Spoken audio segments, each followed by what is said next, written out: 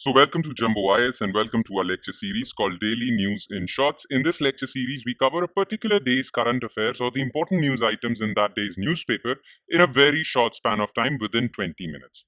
Now, today we are going to be covering October 5th, 2024's current affairs and the important news items that we need to focus on as civil services aspirants that featured in this day's newspaper are as following. So, let's take a look at the topics of the day that we need to focus on. All right. So we'll be focusing on four topics today, okay, that were important in Saturday's newspaper. Number one was Jaishankar to visit Pakistan for SCO summit. So on October 14th and 15th, Pakistan is going to host Shanghai Cooperation Organization summit, okay, SCO summit, because Pakistan has the rotating presidency this year. So there were a lot of apprehensions that would India go to Pakistan or not, but S. Jaishankar has decided to visit Pakistan after 9 years. After 9 years, an external affairs minister is visiting Pakistan. So it's a very big news. And on the sides of it, we'll also discuss SCO, Shanghai Cooperation Organization. All right. Then we'll shift our focus on S400. Recently, Indian Air Force Chief said that there has been some delay in the delivery of S400 air defense missile system from Russia. And that's because Russia is currently busy with Ukraine, right? So there has been some delay, but by next year, we will get full delivery of S400 missiles. So we'll talk about S400 missiles and their significance. Then today, again, we'll repeat classical languages because in last time's newspaper or in the previous lecture, we discussed classical languages. There was another article related to classical languages, and that is why I have included it again in today's discussion. So we'll talk about classical languages again.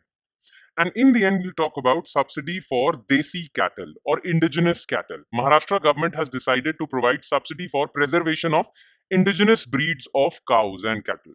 Okay. So what are Desi cattle? What are imported cattle? What is this subsidy scheme all about? We'll talk about this. Okay.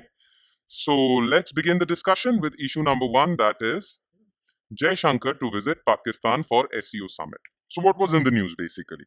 External Affairs Minister S. Jaishankar will lead the Indian delegation to Pakistan for a meeting of the Shanghai Cooperation Organization.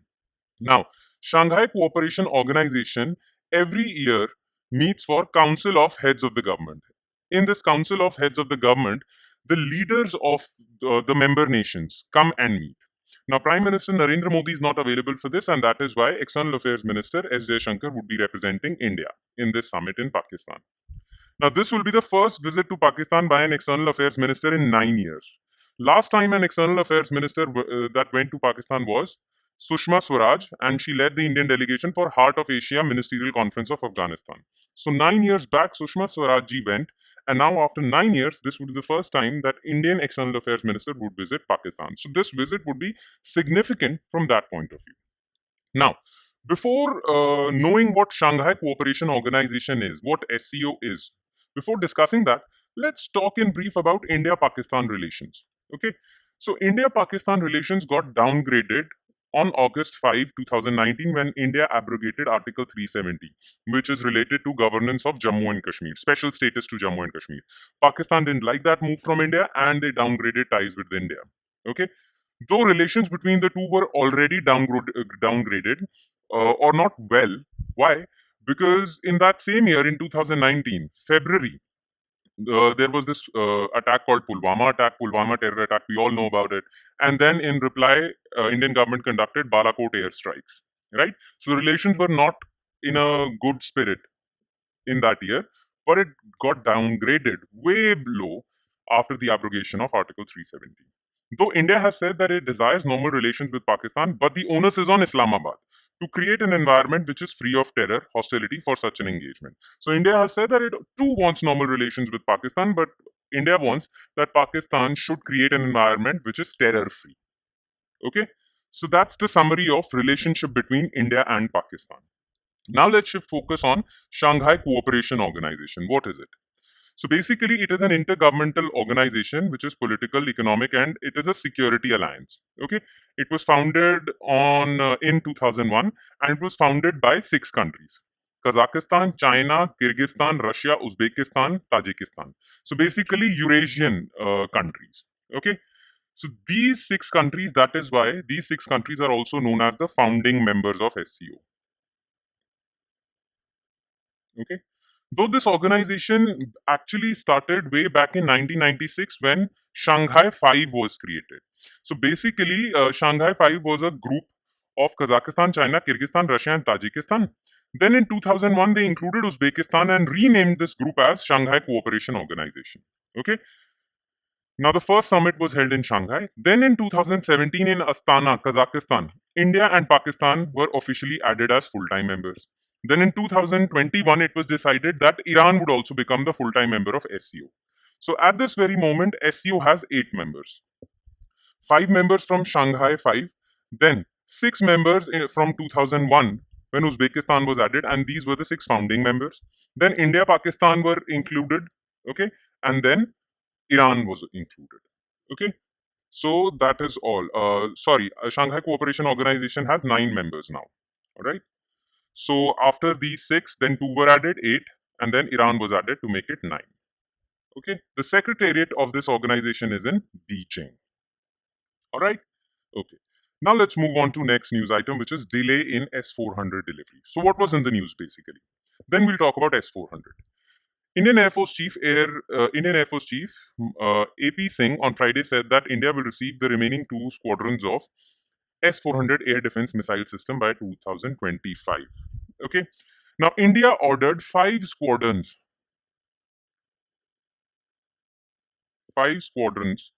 of S400 missile system. This is the S400 missile system way back in 2018 at a projected cost of 35,000 crores. So India ordered 5. India up till now has been delivered with 3 squadrons. 2 are remaining. And those 2 are delayed because of Russia-Ukraine war, but IAF chief says that they are going to be delivered in 2025. Okay, as of now, India has 3 squadrons. Okay, now the thing is, what is S400? So S400 is a missile system. Okay, these canisters contain missiles, but these missiles are used for air defense to destroy aerial targets. So in case there is an incoming missile attack and a fighter jet is coming towards India, then these missiles are used to destroy those enemy targets. Okay, let's talk a bit more about S400. It is known as S400 Triumph missile system. So it is mobile. That means it is mounted on trucks and it can move from one place to another. Surface to air missile system developed by Russia. Okay, it is the best missile air defense system in the world. That is why India is ordering it. The system is capable of destroying aircraft, missiles, whether cruise or ballistic, UAVs, other assault vehicles up to 400 kilometers. So it has a range of 400 kilometers, though it can start tracking enemy targets 600 kilometers far and can engage up to 36 targets simultaneously with 4 different types of missiles. Okay, so it is a very efficient system. All right, S400 Triumph. Now, this is S400, which is from Russia. Okay, and India feels bad that it is dependent on Russia for this. India wants to develop its own capabilities of creating missile defense system. Okay, we don't want to be dependent on any other country, and that is why Indian government started Project Kusha. Under Project Kusha, DRDO will develop India's own missile defense system. That is why Project Kusha is told to be Desi S400, which means indigenous S400 system. Okay. Now it is projected that Project Kusha or these missile systems would get developed by 2028-29. It will consist of 3 types of interceptor missiles. What are interceptor missiles? Missiles that would be used to destroy aerial targets. Okay, these 3 types would have different ranges: 150 kilometer, 250, 350 kilometer, and advanced long-range surveillance and fire control radars. Okay, Project Kusha is expected to rival the effectiveness of S400 and Iron Dome of Israel. So Israel has an air defense system. We all know about it because of the recent conflict between Israel, Lebanon, Israel, Iran, Israel, Hamas. Right? So Israel has Iron Dome system and Russia has S400 system. Through Project Kusha, we will develop a system that would rival these 2. All right? Okay. Now let's come back to classical languages. We discussed that in our previous lecture. We discussed about classical languages. We discussed that government is ready to give classical language status to Marathi, Pali, Prakrit, Assamese and Bengali. Right? But some new information came up in Saturday's newspaper. So that is why I've included this topic again. Okay.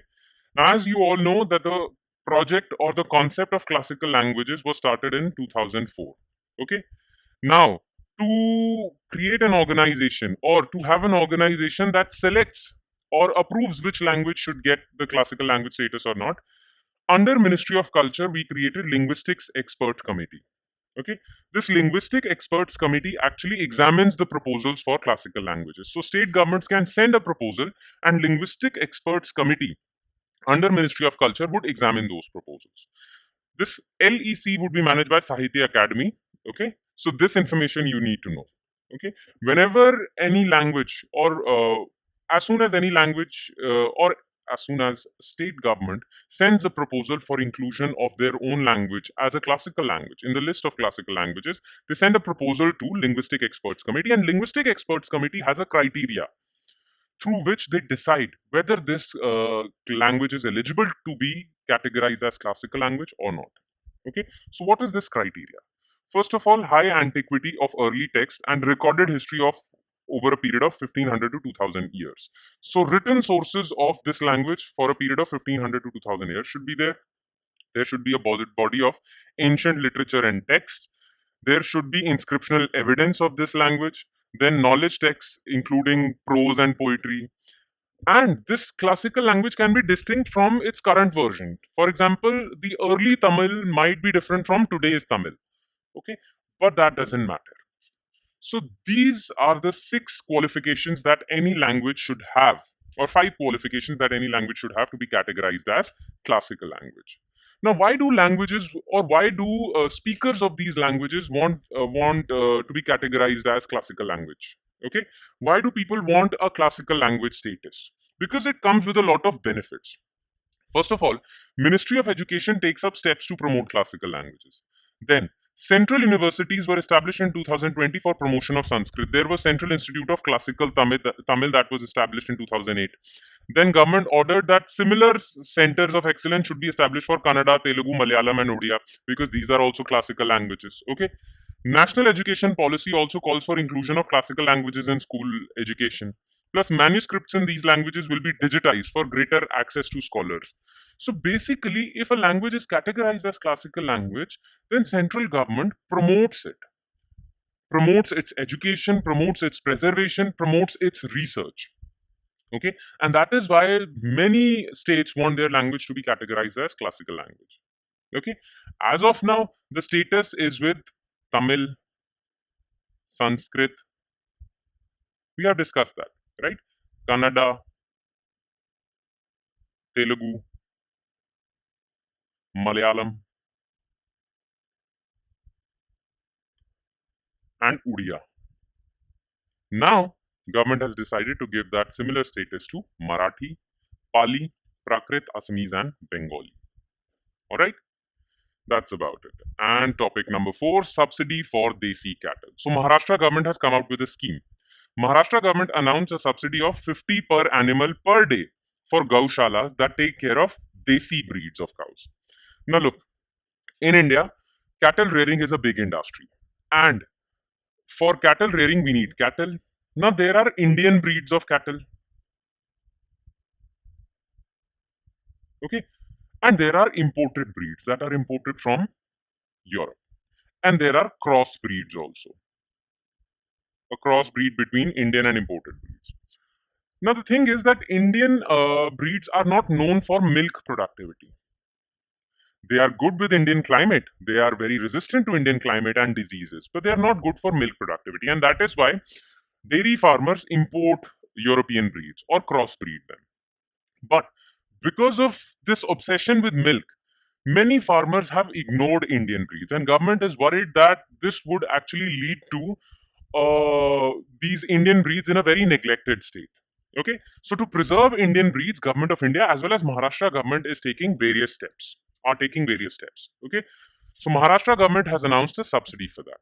In fact, according to 20th livestock census, Maharashtra had 46 lakh 13,632 cows under indigenous nondescript category. This was 8.7% less than the previous census. So that means the indigenous breeds in Maharashtra are declining. And that is why Maharashtra government has come up with this scheme. Now, I'm sure the question that might be arising in your mind is, okay, we understand what indigenous breeds are, but what do we mean by nondescript? So let's talk about this first, okay? Look, indigenous cows are those that belong to any breeds registered as such by National Bureau of Animal Genetic Resources. So this Karnal-based institute, National Bureau of Animal Genetic Resources, maintains a list of Indian breeds. If a particular cow belongs to that breed, then it is called an indigenous cattle breed. Okay. Now, this National Bureau of Animal Genetic Resources is under Indian Council of Agricultural Research. Okay. Now, what are nondescript cows? Nondescript cows are those Indian breeds which are not mentioned in this list. So there is little information available about these breeds, though they know that these breeds are Indian, but little information is available about them. Okay. So those Indian breeds that do not belong to this list are known as nondescript. Okay, but they are Indian breeds. All right. Now, what about Desi breeds? Or these, let's talk a bit more about Indian breeds. Okay.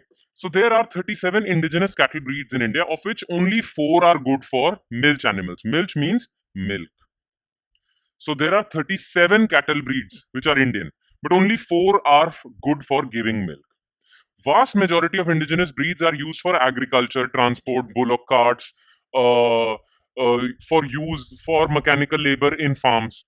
Most of cattle breeds in India are used for mechanical labor in farms. Only 4 Indian breeds are used for milk. Plus, Indian breeds are not very productive as far as milk is concerned.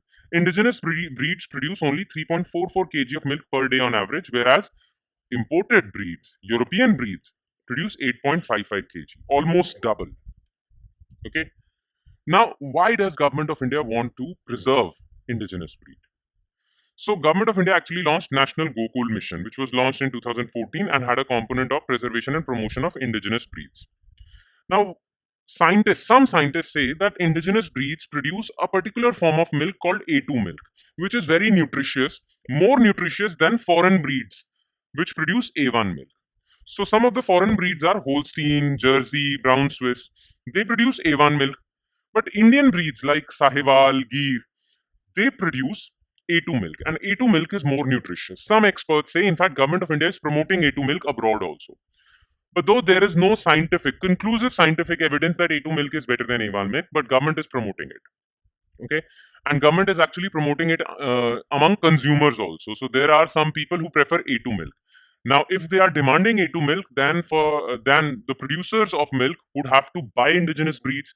For that, they have to preserve indigenous breeds. So this preference for A2 milk was created to preserve indigenous breeds. All right. Okay. On that note, we conclude today's session. That's about it. Thank you so much for watching, everyone. And I hope it has added value to your preparation, though it would add more value if you revise today's current affairs. And you can do that through our PDF file. Where is this PDF file available? On our Telegram channel. And where can you find our Telegram channel? Well, you can find our Telegram channel through clicking on a link given in the comment section below this video. So under this video, there is this comment section where I have provided the link for our Telegram channel. Click on that link, go to our Telegram channel, download the PDF for this lecture. And not just this lecture. All the other lectures featuring on our YouTube channel, the PDF for those lectures are available on our Telegram. So make sure you check that out and revise your current affairs to solidify them. Okay. On that note, I'll be signing off. Thank you so much, everyone.